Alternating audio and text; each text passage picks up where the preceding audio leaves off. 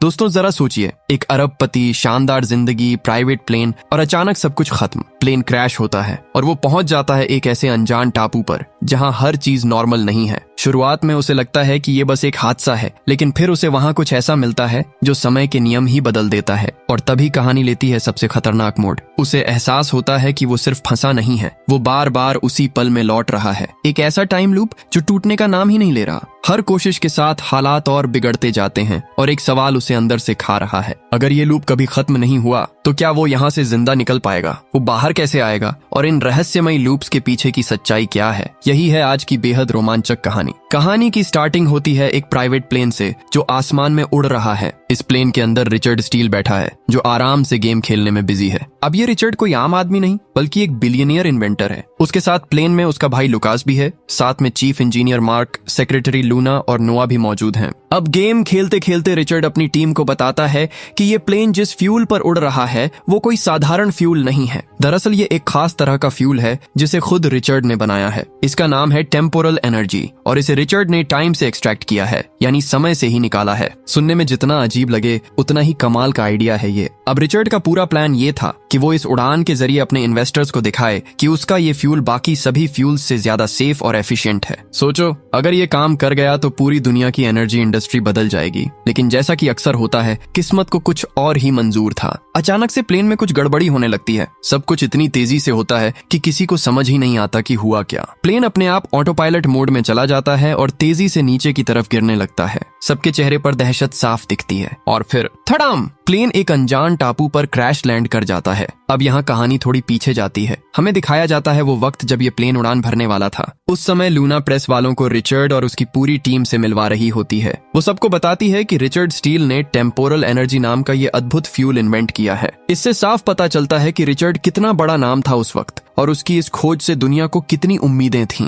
Luna press के सामने Richard की कंपनी रिचर्ड एक्सप्लोरेशन के बारे में बता रही होती है। वो बताती है कि रिचर्ड के पिता एलेक्स ने ही सबसे पहले टाइम से एनर्जी निकालने का तरीका खोजा था, लेकिन 1984 में अचानक से वो गायब हो गए थे और तब से उनका कोई पता नहीं चला। ये बात रिचर्ड की जिंदगी में एक बड़ा सवाल बनकर रह गई थी। इसके बाद लूना कंपनी की एक और अहम शख्सियत क्लारा रेनॉल्ड्स का जिक्र करती है जो 2 दिन पहले ही गुजर चुकी थी। फिर रिचर्ड खुद सामने आता है और बताता है कि कैसे वो टेम्पोरल एनर्जी फ्यूल का इस्तेमाल करके आज की उड़ान भरने वाला है और इसी फ्यूल के दम पर पूरी दुनिया का चक्कर लगाने वाला है। यहाँ कहानी का मेन हुक है। रिचर्ड को नहीं पता था कि उसकी किस्मत उसे कहाँ ले जाने वाली है। खैर, वापस आते हैं प्रेजेंट में। जब रिचर्ड को होश आता है तो वो खुद को प्लेन के अंदर पाता है, लेकिन जो नजारा उसे दिखता है वो उसे हैरान कर देता है। 2 सोल्जर उसकी टेम्पोरल एनर्जी टेक्नोलॉजी चुरा कर भाग रहे होते हैं। ये देखकर रिचर्ड फौरन अपनी गन उठाता है और उनका पीछा करने लगता है। पीछा करते करते वो समुद्र के किनारे पहुंच जाता है। वहां उसे एक लड़की दिखती है जो पानी में नहा रही होती है। उसका नाम टीना था। रिचर्ड समझ जाता है कि ये लड़की भी उन्हीं सोल्जर्स के साथ होगी। वो गन पॉइंट करके टीना को पानी से बाहर आने और उन सोल्जर्स के पास ले जाने का हुक्म देता है। टीना पानी से बाहर आती है और अपने कपड़े पहनने लगती है। इस दौरान रिचर्ड सामने की तरफ देख रहा था और यही उसकी गलती बन जाती है। टीना चालाकी से रिचर्ड की गन छीन लेती है और उसी पर तान देती है, लेकिन रिचर्ड भी कोई आम आदमी नहीं। वो किसी तरह गन वापस छीन लेता है और टीना को उन सोल्जर्स के पास ले जाने के लिए मजबूर करता है। जैसे ही वो वहां पहुंचते हैं, टीना के दोस्त पीछे से आकर रिचर्ड के सिर पर वार कर देते हैं। रिचर्ड वहीं बेहोश होकर गिर जाता है। इससे साफ पता चलता है कि रिचर्ड जितना समझदार है उतना ही इस अनजान जगह पर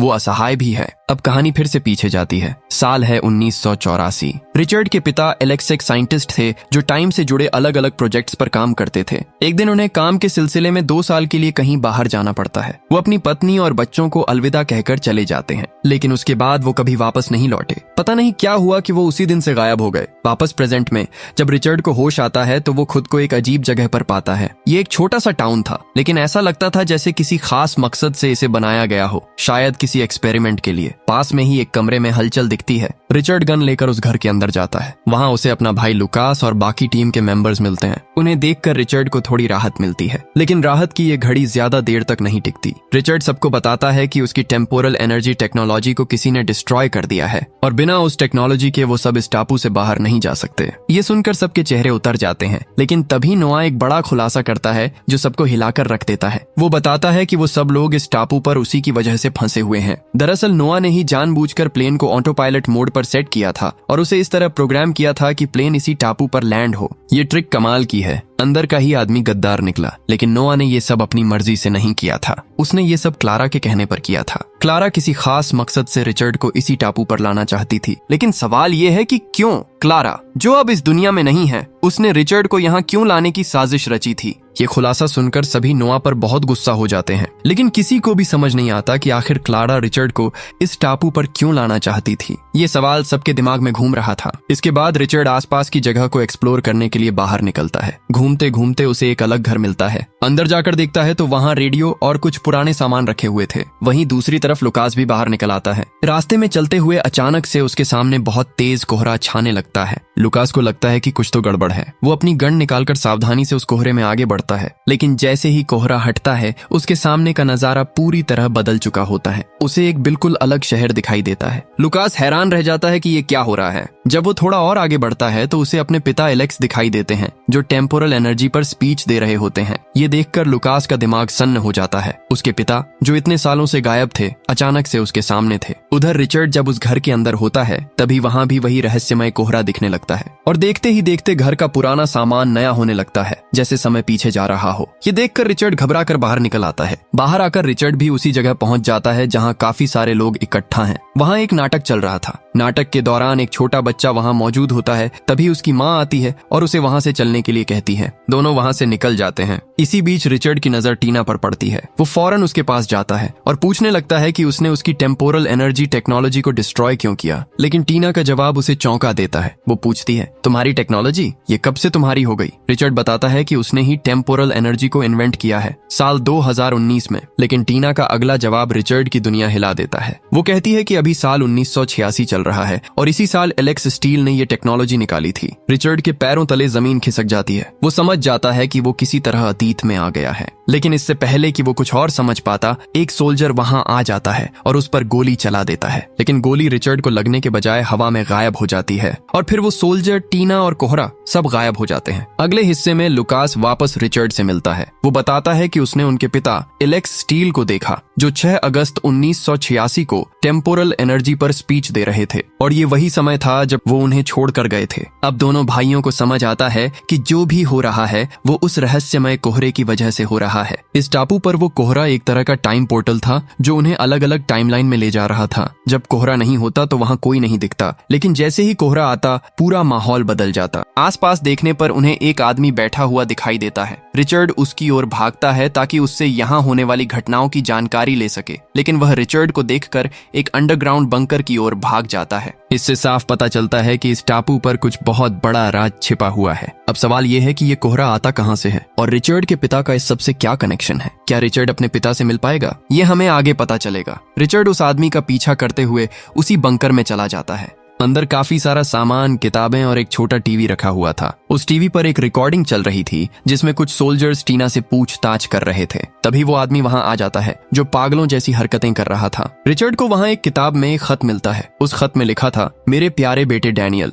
ये तुम्हारे 9वें जन्मदिन के लिए मैंने लिखा है। ये पढ़कर रिचर्ड को एहसास होता है कि ये डैनियल वही छोटा बच्चा है जिसे उसने थोड़ी देर पहले थिएटर में देखा था, जिसे उसकी माँ घर ले जा रही थी। रिचर्ड हैरान रह जाता है कि वो अभी अभी तो छोटा बच्चा था, फिर इतना बड़ा कैसे हो गया। यहाँ एक बात साफ हो जाती है, उस रहस्यमय कोहरे की वजह से छोटा डैनियल उस रात अपनी माँ से बिछड़ गया था और इस बंकर में आकर फंस गया था, और तब से डैनियल अपनी पूरी जिंदगी इसी बंकर में अकेले गुजार रहा है। सोचो जरा, एक छोटा बच्चा अपनी माँ से बिछड़कर कितना तड़पा होगा। कुछ देर बाद लुकास और बाकी सभी भी वहां पहुंच जाते हैं, लेकिन तभी फिर से वो कोहरा दिखने लगता है। इस बार फ्यूचर से कुछ सोल्जर्स आ जाते हैं जिनके पास टेम्पोरल एनर्जी था। उन्हें रिचर्ड की भनक लग जाती है और वो उन पर हमला करने ही वाले होते हैं कि तभी डैनियल वहां की लाइट ऑन कर देता है। लाइट जलते ही कोहरा गायब हो जाता है और उसके साथ ही सोल्जर्स भी। इसके बाद लुकास डैनियल से उस रहस्यमय कोहरे की असलियत के बारे में पूछता है। डैनियल कुछ नहीं बोलता, बस उन्हें फैसिलिटी के कंट्रोल रूम में ले जाता है, वहीं जहां से वो कोहरा आ रहा था। कंट्रोल रूम के अंदर आते ही सभी के होश उड़ जाते हैं। वहां उन्हें उनके पिता का बनाया हुआ टेम्पोरल एनर्जी इंजन मिल जाता है। ये देखकर रिचर्ड को सारा मामला समझ आने लगता है। दरअसल ये इंजन इंजन उनके पिता एलेक्स स्टील ने 1986 में डेवलप किया था। इसे टेम्पोरल एनर्जी इंजन कहा जाता था। इस इंजन की मदद से बस 30 मिनट में ही टेम्पोरल एनर्जी तैयार किया जा सकता था, जबकि रिचर्ड को इसे बनाने में पूरे 3 साल लग गए थे। यहाँ कहानी का असली ट्विस्ट है, जब भी ये मशीन टेम्पोरल एनर्जी प्रोड्यूस करती थी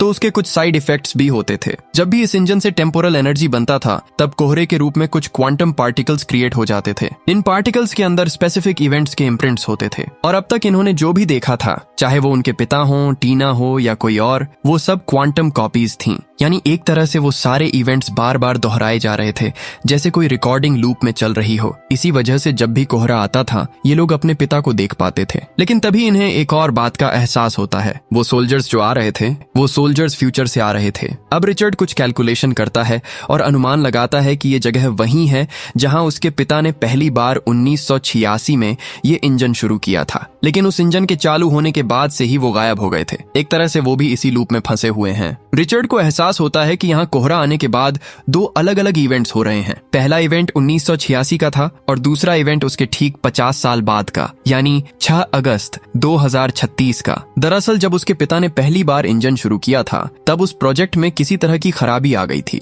शायद इसी वजह से 2 टाइमलाइन यहाँ बार बार दोहराई जा रही थी। एक टाइमलाइन थी 1986 की, जहाँ उसके पिता और उनकी पूरी टीम इस इंजन पर काम कर रहे थे। वहीं 50 साल बाद यहाँ आर्मी की एक टीम थी जो कोहरे की मदद से अतीत में आकर टेम्पोरल एनर्जी चुरा रही थी। अब रिचर्ड का प्लान था कि वो इस इंजन को बाहर की दुनिया में ले जाएगा, अपनी कंपनी में। लेकिन तभी नोआ उसे याद दिलाता है कि लूना अभी भी मिसिंग है। रिचर्ड बेपरवाही से कहता है कि वो इंजन के बाद उसे ढूंढेंगे। ये सुनकर नोआ को बहुत गुस्सा आता है। वो क्लारा का दिया हुआ एक नेकलेस रिचर्ड को देकर वहां से चला जाता है। रिचर्ड भी उसके पीछे पीछे जाने लगता है, लेकिन तभी कोहरा वापस दिखने लगता है और अचानक से रिचर्ड खुद को फ्यूचर वाले इवेंट में पाता है 2036 में। जो नजारा उसके सामने था वो किसी बुरे सपने जैसा था। हर जगह युद्ध चल रहा था। टैंक्स, ड्रोन्स और सोल्जर्स लोगों को मार रहे थे। ये सब देखकर रिचर्ड के होश उड़ जाते हैं। रिचर्ड उनसे बचते हुए एक घर के अंदर घुस जाता है, लेकिन तभी वहां 2 सोल्जर्स आ जाते हैं। उनमें से एक सोल्जर रिचर्ड को पहचान लेता है और गुस्से से कहता है, तुम्हारी वजह से मेरी बीवी और बच्चे मारे गए हैं। तुम्हारे ड्रोन ने उन्हें मार दिया था। वो सोल्जर रिचर्ड को गोली मारने ही वाला होता है कि तभी एक टैंक वहां आ जाता है। रिचर्ड किसी तरह वहां से बचकर निकल जाता है। इसी युद्ध के माहौल में उसे नोआ और लूना भी मिल जाते हैं, जो बेचारे बहुत डरे हुए थे। तीनों एक साथ हो जाते हैं। तभी रिचर्ड के सामने एक ड्रोन आता है जिस पर उसी की कंपनी का नाम लिखा होता है। ये देखकर रिचर्ड को सारी बात समझ आ जाती है। जब उसे उसके पिता का वो इंजन मिलेगा तो आगे चलकर उस इंजन की मदद से वो बड़े बड़े हथियार, टैंक्स और ये खतरनाक ड्रोन्स बनाएगा और ये सब युद्ध में इस्तेमाल होंगे, जिससे काफी सारे मासूम लोग मारे जाएंगे। इससे साफ पता चलता है कि रिचर्ड की महत्वाकांक्षा उसे कहां ले जाने वाली है। ये सब जानने के बाद रिचर्ड सदमे में आ जाता है। लेकिन इसी युद्ध के माहौल में एक गोली नोआ को लग जाती है। रिचर्ड और लूना फौरन उसे एक कमरे में ले जाते हैं और उसका इलाज करने की कोशिश करते हैं, लेकिन तब तक बहुत देर हो चुकी होती है। नोआ की मौत हो जाती है। रिचर्ड और लूना दोनों बहुत दुखी हो जाते हैं। रिचर्ड को एहसास होता है कि उसने पहले ही ये हथियार बना लिए हैं और इसीलिए अब फ्यूचर में ये इस्तेमाल हो रहे हैं। अब सवाल ये है कि क्या रिचर्ड इस भविष्य को बदल सकता है? इन सब की वजह से रिचर्ड सदमे में चला जाता है। वो खुद को कोसने लगता है क्योंकि आज उसी के कारण यह खतरनाक टेक्नोलॉजी दुनिया के सामने आई थी। तभी एक बार फिर से कोहरा दिखने लगता है। इस बार रिचर्ड साल 1986 में पहुंच जाता है, जहां उसके पिता और उनकी पूरी टीम इस इंजन को पहली बार शुरू करने वाले थे। यही वो पल था जब ये लूप शुरू होने वाला था। अपने पिता को देखकर रिचर्ड बहुत गुस्सा हो जाता है। वो उन्हें खरी खोटी सुनाता है और बताता है कि फ्यूचर में उनका इन्वेंशन कितना खतरनाक बनने वाला है। वो कहता है कि टेम्पोरल एनर्जी से जानलेवा हथियार बनाए जाएंगे जिससे लाखों लोग मारे जाएंगे। ये सुनकर एलेक्स उसे अपने ऑफिस में ले जाता है। वहाँ रिचर्ड उन्हें बताता है, मैं आपका बेटा हूँ और फ्यूचर से आया हूँ। आप 1986 में ही अचानक गायब हो गए थे। उसके बाद माँ की भी मौत हो गई। मैं और लुकास दोनों ने अनाथ आश्रम में अपनी पूरी जिंदगी बिताई। ये सब सुनकर एलेक्स को भरोसा नहीं होता, लेकिन रिचर्ड कुछ ऐसी बातें बताता है जो सिर्फ उनके बेटे को ही पता हो सकती थीं। तब एलेक्स को एहसास होता है कि रिचर्ड सच बोल रहा है। रिचर्ड आगे टेम्पोरल एनर्जी की वजह से होने वाले युद्ध के बारे में बताता है। एलेक्स उसे वादा करता है कि अगर ऐसा होने वाला है तो वो इस टाइमलाइन में इंजन शुरू नहीं करेगा और सीधा अपनी फैमिली के पास चला जाएगा। लेकिन रिचर्ड उन्हें बताता है कि वो पहले ही इंजन शुरू कर चुके हैं और इसी वजह से ये इवेंट्स बार बार दोहराए जा रहे हैं। और वैसे भी इस टाइमलाइन को बदलने से फ्यूचर नहीं बदलेगा क्योंकि ये चीज पहले ही हो चुकी है। उनकी बातचीत के बीच में ही अचानक से भूकंप जैसा कुछ आने लगता है। कोहरा फिर से आता है और बमबारी शुरू हो जाती है क्योंकि ये सब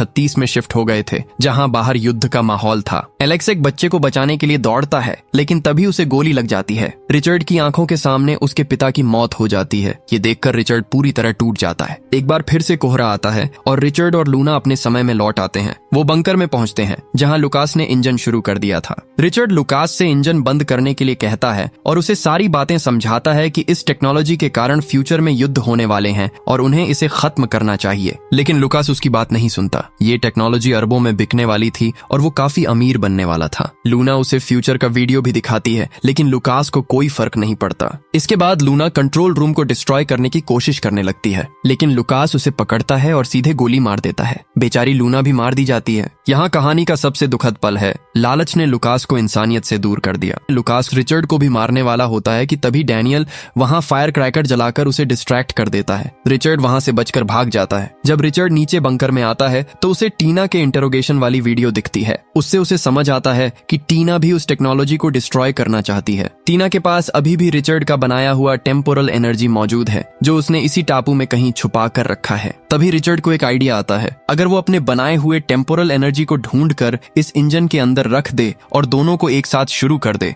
तो अगर वो दोनों टेम्पोरल एनर्जी की एनर्जी को एक साथ कोलाइड करा दे तो इंजन पूरी तरह से डिस्ट्रॉय हो जाएगा। अब रिचर्ड एक डिवाइस बनाता है जो क्वांटम पार्टिकल्स को स्टार्ट कर सके, ताकि वो जब चाहे तब टाइम ट्रेवल कर सके। डिवाइस बनाने के बाद रिचर्ड सीधा 1986 में चला जाता है। वहां वो उस समय की टीना से मिलता है और झूठ बोलता है कि वो उसका पुराना दोस्त मैट है, जिसे वो लेटर लिखा करती थी। टीना उसकी बातों पर भरोसा कर लेती है। रिचर्ड उसे बताता है कि वो भी टेम्पोरल एनर्जी के बारे में जानता है और इस इंजन को डिस्ट्रॉय करना चाहता है। वो टीना से टेम्पोरल एनर्जी का लोकेशन पूछता है। सुबह होते ही टीना रिचर्ड को डैनियल के पास ले जाती है, जिसके पास उसने एक बैग छोड़ा था। लेकिन छोटे डैनियल को तो इसके बारे में पता ही नहीं था, क्योंकि वो इवेंट अभी तक हुआ ही नहीं था। रिचर्ड को एहसास होता है कि वो इवेंट बाद में होगा और वो बैग उसने किसी और को दिया था। तभी उसे समझ आता है वो बैग बड़े डैनियल के पास होगा, यानी वो इंसान जो बंकर में रहता है। रिचर्ड टीना को बड़े डैनियल के पास ले जाता है और कहता है, तुम इसे जानती हो, तुमने बचपन में इसी को बैग दिया था। फिर रिचर्ड एक गाना गाने लगता है। उसे सुनकर डैनियल भी वही गाना गाने लगता है। तब टीना को एहसास होता है कि ये वही डैनियल है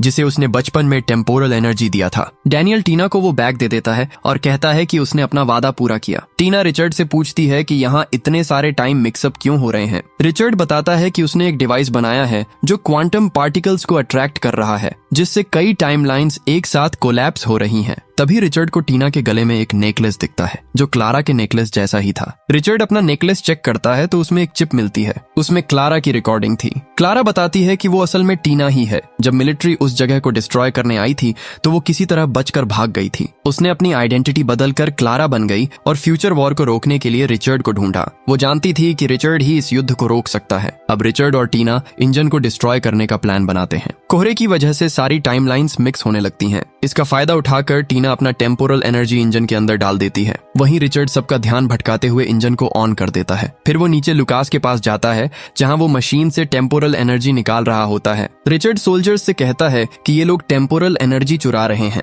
सोल्जर्स लुकास को पकड़ लेते हैं और रिचर्ड इसका फायदा उठाकर सारा टेम्पोरल एनर्जी डिस्ट्रॉय कर देता है। रिचर्ड फैसिलिटी से बाहर आ जाता है। लुकास उसके पीछे जाता है, लेकिन फ्यूचर वॉर में फंस जाता है। अब लुकास के साथ वही सब होता है जो पहले रिचर्ड के साथ हुआ था। आखिर में लुकास भी रिचर्ड की टाइमलाइन में पहुंच जाता है। दोनों भाई एक दूसरे से लड़ने लगते हैं। लुकास रिचर्ड पर भारी पड़ रहा होता है कि तभी डैनियल पीछे से लुकास पर हमला करता है। लुकास डैनियल को गोली मार देता है। फिर मार्क वहां आता है। ये सब देखकर वो तय करता है कि वो अब लुकास का साथ नहीं देगा। वो लुकास को गोली मार देता है, लेकिन तभी एक ड्रोन मार्क को भी मार देता है। दोनों वहीं मर जाते हैं। इसके बाद रिचर्ड कंट्रोल रूम में जाता है, जहां इंजन चल रहा था। रिचर्ड क्वांटम पार्टिकल्स के साथ हवा में उड़ने लगता है और फिर एक जोरदार धमाका होता है। इंजन पूरी तरह से डिस्ट्रॉय हो जाता है। अब सीन वापस शिफ्ट होता है। हम रिचर्ड को कंट्रोल रूम में इंजन लॉन्च होने से पहले के समय में टेलीपोर्ट होते हुए देखते हैं। वो अपने पिता को इंजन स्टार्ट करने से मना करता है और उन्हें फ्यूचर वॉर की वीडियो दिखाता है। ये देखने के बाद एलेक्सिस प्रोजेक्ट को पूरी तरह बंद करने का फैसला करते हैं। वो पूरी फैसिलिटी को डिस्ट्रॉय कर देते हैं और इसी के साथ रिचर्ड पूरे इवेंट्स को दोबारा होने से रोक लेता है। आखिरी सीन में हम देखते हैं कि एलेक्स वापस अपने घर लौट आए हैं। वो अपनी पत्नी और बच्चों के साथ समय बिता रहे होते हैं। रिचर्ड इसी टाइमलाइन में रहने का फैसला करता है। वो और टीना एक दूसरे को डेट करने लगते हैं और यहीं पर ये दिलचस्प कहानी खत्म होती है। उम्मीद है आपको वीडियो पसंद आई होगी, और अगर वीडियो पसंद आई हो तो वीडियो को लाइक करने के साथ ही हमारे चैनल को सब्सक्राइब करना ना भूलें।